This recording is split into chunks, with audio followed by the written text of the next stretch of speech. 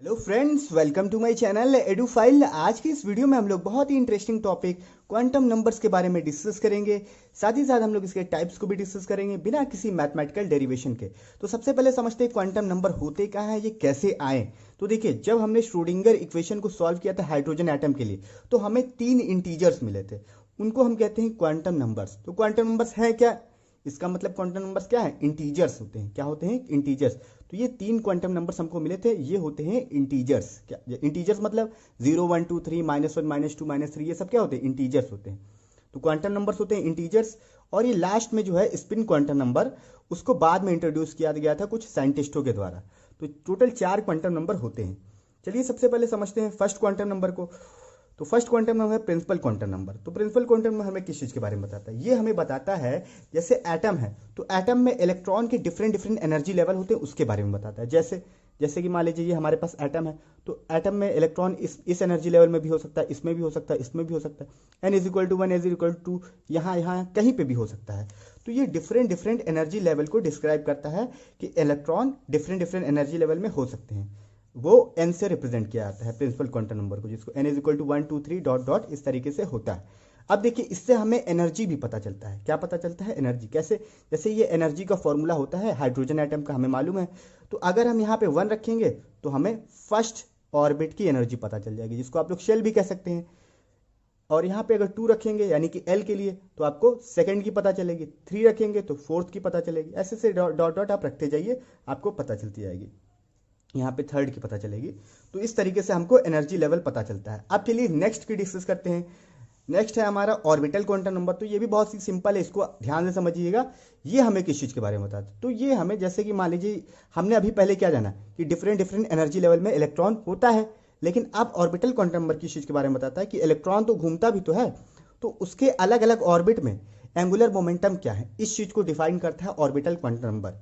अलग अलग ऑर्बिट में या अलग अलग शेल में उसका एंगुलर मोमेंटम क्या है, इस चीज के बारे में डिफाइन करता है ऑर्बिटल क्वांटम नंबर। देखिए, ये बहुत ही इंपॉर्टेंट है। क्यों? क्योंकि ये सबसेल्स को भी डिफाइन करता है, एसपीडीएफ। और ये शेप ऑफ ऑर्बिटल को भी डिफाइन करता है कि ऑर्बिटल का शेप क्या है। अब सबसेल को कैसे डिफाइन करता है? तो देखिए, इसको हम लोग ऑर्बिटल क्वांटम नंबर को एल से रिप्रेजेंट करते हैं, और प्रिंसिपल को हम लोग किससे रिप्रेजेंट करते थे? एन से। तो देखिए, अगर n = 1 है यानी कि फर्स्ट ऑर्बिट या फर्स्ट सेल, तो उसके लिए l = 0 होता है।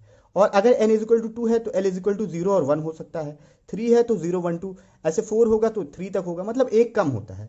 l की वैल्यू हमेशा n से एक कम होती है, ये आप याद रखिएगा।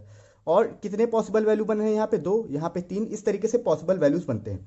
अब देखिए, ये एसपीडीएफ को कैसे डिफाइन करते हैं, दूसरी चीज समझिए। देखिए, एस मतलब अगर एल की वैल्यू अगर 0 है तो एस सेल को डिफाइन करेगा। अगर एल की वैल्यू 1 है तो वो पी सेल को डिफाइन करेगा। एल की वैल्यू 2 है तो वो डी सेल को डिफाइन करेगा। अगर 3 है तो एफ, ऐसे 4 है तो जी, ऐसे से डिफाइन करता जाएगा। तो ये आपने समझा कि एल की वैल्यू से हम एसपीडीएफ को डिफाइन करते हैं। एसपीडीएफ सबसेल को कैसे डिफाइन करेंगे? एल की वैल्यू से। तो यहाँ पे देखिए, एल = 0 है तो एस सेल ही तो होगा। एन = 1 में फर्स्ट ऑर्बिट में क्या होता है? एस सेल ही तो होता है। भाई फर्स्ट ऑर्बिट में अगर आप देखें तो 2 इलेक्ट्रॉन होते हैं। 2 इलेक्ट्रॉन मतलब 1s2। अब देखिए, एस ही तो आ रहा है, यानी एल = 0 के लिए हम एस डिफाइन करते हैं। अब पी यानी कि 1 के लिए, एल अगर एल = 1 है तो पी आएगा। तो देखिए कैसे आएगा, यहाँ पे देखिए एन = 2 है और एल = 1 है, तो n = 2 के लिए और l = 1 के लिए p होता है, यहाँ पे देख सकते हैं। तो कैसे होगा? देखिए 1s2 2s2 2p6। तो देखिए आ रहा है कि नहीं यार? ये फर्स्ट ऑर्बिट हो गया, ऑर्बिट की बात कर रहे हैं अभी। ये सेकंड ऑर्बिट हो गया, 2 और 6 8 इलेक्ट्रॉन होते हैं सेकंड ऑर्बिट में। तो यहाँ पे देखिए आपका p आ रहा है कि नहीं आ रहा है? और किसके लिए आ रहा है? l = 1 के लिए, तो आप देख सकते हैं। और n = 2 के लिए, कंफ्यूज मत होइएगा, n = 2 और l = 1। ये तो ये आपने समझा कि एसपीडीएफ को डिफाइन करता है हमारा एल, यानी कि ऑर्बिटल क्वांटम नंबर। और शेप को भी डिफाइन करता है। कैसे डिफाइन करता है? देखिए, एस जो होता है उसका शेप जो होता है वो स्फेरिकल होता है। कैसा होता है? स्फेरिकल। मैं यहाँ पे आपको लिख के दिखा दूं। एस जो होता है उसका शेप कैसा होता है? स्फेरिकल होता है। पी जो होता है उसका शेप होता है डम्बल होता है। कैसा होता है? डम्बल। अब मैं इसको शो करके दिखा देता हूँ आपको कैसे डम्बल होता है। स्फेरिकल, स्फेरिकल तो आपको मालूम है, ये होता है डम्बल शेप, कुछ इस तरीके से होता है। तो ये आपने समझा, ऑर्बिटल क्वांटम नंबर इस तरीके से हमें इन सारी चीज़ों को बताता है। n = 1 के लिए l = 0, 2 के लिए 0 1, 3 के लिए 0 1 2। और ये हमने यहाँ पे बताया, इसको भी आप नोट करिएगा, इसको प्रैक्टिस करिएगा। अब देखिए यहाँ पे टेबल भी बना दिया है। क्या? अगर n = 1 है यानी कि केशल मतलब प्रिंसिपल क्वांटम नंबर को शामिल कर रहे हैं यहाँ पे, तो L 0 होता है n इज इक्वल टू 1 के लिए, और L इज इक्वल टू 0 तो S, अगर n इज इक्वल टू 2 है तो L हो सकता है, शेल आपका L शेल होगा, और वहां पे L इज इक्वल टू 0 और 1 दोनों पॉसिबल है, 0 और 1 दोनों पॉसिबल है। तो अगर 0 होगा तो S सेल होगा, और अगर 1 होगा तो P सेल होगा। कैसे देख सकते हैं आप, एक 0 भी है एक 1 भी है, और यहाँ पे देखिए S भी आ रहा है P भी आ रहा है, दोनों तो आ रहा है। तो ये फिर थर्ड के लिए ऐसे हो जाएगा आपका M, और यहाँ पे 0 1 2 तीन वैल्यू पॉसिबल है L की, 0 1 2, तो देख सकते हैं M के लिए तीन वैल्यूज, तो S P D इस तरह। तो ये आपने समझा, आपको समझ में आया ऑर्बिटल क्वांटम नंबर। हम इससे शेप बता सकते हैं, यानी कि अगर S है तो स्फेरिकल शेप, P है तो डंबल शेप। अब समझते हैं हम लोग मैग्नेटिक क्वांटम नंबर क्या होता है। तो देखिए मैग्नेटिक क्वांटम नंबर ये भी बहुत इंपॉर्टेंट है। जैसे अभी हमने क्या समझा कि ये जो होता है वो डिफरेंट डिफरेंट क्या करते हैं ऑर्बिट में एंगुलर मोमेंटम को बताता है। तो अब देखिए यहाँ पे हर ऑर्बिट में क्या होते हैं, अलग अलग एंगुलर मोमेंटम पॉसिबल होते हैं, मतलब अलग अलग ओरिएंटेशन के एंगुलर मोमेंटम पॉसिबल होते हैं। तो मैग्नेटिक क्वांटम नंबर क्या करता है, ये एंगुलर मोमेंटम जो होते हैं अलग अलग ओरिएंटेशन के, उनको डिफाइन करता है। यानी कि L को यहाँ पे ये डिफाइन करता है। कैसे डिफाइन करता है, इसको हम लोग ML से रिप्रेजेंट करते हैं। ये अलग अलग एंगुलर मोमेंटम के ओरिएंटेशन को डिफाइन करता है। समझिए इसको, देखिए अगर L इज इक्वल टू 0 ले रहे हैं हम, अब L का कॉन्सेप्ट तो आप समझ गए हैं।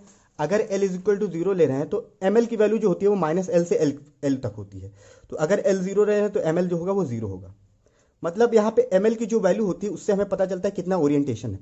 तो यहाँ पे देखिए S आएगा, स्फेरिकल आएगा L के लिए, 0 के लिए, तो स्फेरिकल का ओरिएंटेशन केवल एक ही होगा। अब यहाँ पे समझिए अगर L इज इक्वल टू 1 ले लिया हमने तो ML जो होगा वो -L से L होता है, तो यानी कि -1 0 +1 इस तरीके से। तो यहाँ पे तीन ओरिएंटेशन पॉसिबल है। एक इस तरीके से, P का शेप कैसा होता है, डंबल होता है, 1 के लिए क्या होता है, P होता है। अगर L इज इक्वल टू 1 लिया तो इसका मतलब P होगा। तो P के तीन शेप पॉसिबल है, एक इस तरीके से x एक्सिस की तरफ, एक y एक्सिस की तरफ, एक z एक्सिस की तरफ, तीन ओरिएंटेशन। तो ये कुल मिला के हमें ओरिएंटेशन के बारे में बताता है। मैग्नेटिक क्वांटम नंबर हमें किसके बारे में आता है, ओरिएंटेशन के बारे में, कि डिफरेंट डिफरेंट ओरिएंटेशन कैसे होते हैं ऑर्बिटल के। ये आपको समझ में आया। अब चलिए लास्ट वाला समझ लेते हैं, spin quantum number. Spin quantum number किस चीज के बारे में बताता है, ये हमें इलेक्ट्रॉन के स्पिन के बारे में बताता है। देखिए बाद में कुछ साइंटिस्ट आए, उन्होंने कहा कि इलेक्ट्रॉन जो होता है वो ऐसे गोल गोल ऑर्बिट तो करता है, साथ ही साथ अपने एक्सिस पे भी घूमता है, अपने एक्सिस पे भी घूमता है। तो अगर इलेक्ट्रॉन इस तरीके से ऊपर की तरफ जा रहा है तो S इज इक्वल टू +1/2 होगा, अगर नीचे की तरफ घूम रहा है तो वो -1/2 होगा। इस तरीके से उन्होंने बताया, +1/2 के लिए अप और -1/2 के लिए डाउन। तो ये दो तरीके की स्पिन पॉसिबल है। आपने फील भी किया होगा, जैसे 1s2 करते थे तो एक इलेक्ट्रॉन ऊपर रहता था, एक नीचे रहता था, ऐसे रहता था। तो ये है स्पिन क्वांटम नंबर, स्पिन के बारे में डिफाइन करता है। स्पिन को इसलिए लाया गया क्योंकि स्पेक्ट्रोस्कोपी में इसका बहुत ज़्यादा यूज है। ये आपको समझ में आया स्पिन क्वांटम नंबर। अब थोड़ा सा समझ लेते हैं हम लोग पॉली एक्सक्लूजन प्रिंसिपल के बारे में कुछ एक्स्ट्रा। तो देखिए पॉली एक्सक्लूजन प्रिंसिपल क्या होता है, समझ लीजिए बहुत अच्छे से। देखिए ये हमें बताता है कि किसी भी एटम में दो इलेक्ट्रॉन के चारों क्वांटम नंबर सेम नहीं हो सकते। चार क्वांटम नंबर होते हैं, देखिए N L ML और S, ये चार क्वांटम नंबर भी हमने आपको बताया, प्रिंसिपल, ऑर्बिटल, मैग्नेटिक और स्पिन। तो चारों क्वांटम नंबर सेम नहीं हो सकते किसी भी दो इलेक्ट्रॉन के लिए किसी एक एटम में। तो कैसे, देखिए अगर मान लीजिए हमने 1s2 ले लिया, मतलब हीलियम लिया, तो इसमें देखिए पहले शेल में ही तो होंगे दो इलेक्ट्रॉन कहाँ होंगे, पहले सेल में। तो पहले सेल यानी n इज इक्वल टू 1, ये हो गया। और हम यहाँ पे पहले सेल का पहला इलेक्ट्रॉन के बारे में क्वांटम नंबर निकालेंगे, पहले शेल में पहला इलेक्ट्रॉन। तो ये है n is equal to 1, n is equal to 1 के लिए L is equal to 0, L is equal to 0 के लिए ML इज इक्वल टू 0, और पहले इलेक्ट्रॉन के लिए तो S इज इक्वल टू +1/2 क्योंकि ऊपर की तरफ है ये इलेक्ट्रॉन। फिर देखिए सिमिलरली हम दूसरे इलेक्ट्रॉन के लिए भी, ये भी पहले ऑर्बिट में है तो n इज इक्वल टू 1, यहाँ पे भी L इज इक्वल टू 0 होगा, और ML की बात करें तो वो भी कितना होगा 0, और S की बात करें तो यहाँ पे -1/2 होगा। तो आप यहाँ पे अगर ध्यान से देखिए तो ये चारों क्वांटम नंबर हमने लिख दिए दोनों इलेक्ट्रॉन के, हीलियम के बारे में। तो यहाँ पे देखिए लास्ट वाला जो क्वांटम नंबर है वो सेम नहीं है, यहाँ पे +1/2, यहाँ -1/2 है। तो ये क्या है, डिफरेंट है, बाकी तीनों तो सेम है। तो यही है पॉली एक्सक्लूजन प्रिंसिपल। ये हमें बताता है कि किसी भी एटम के दो इलेक्ट्रॉन का क्वांटम नंबर, चारों क्वांटम नंबर सेम नहीं हो सकते हैं। तो इसको आपको समझ में आया, और चारों क्वांटम नंबर आई होप आपको समझ में आया होगा। तो इस वीडियो में इतना रखते हैं, आप इसको प्रैक्टिस करिए। आगे की वीडियोस में हम लोग कुछ और इंपॉर्टेंट टॉपिक डिस्कस करेंगे। वीडियो देखने के लिए थैंक यू सो मच।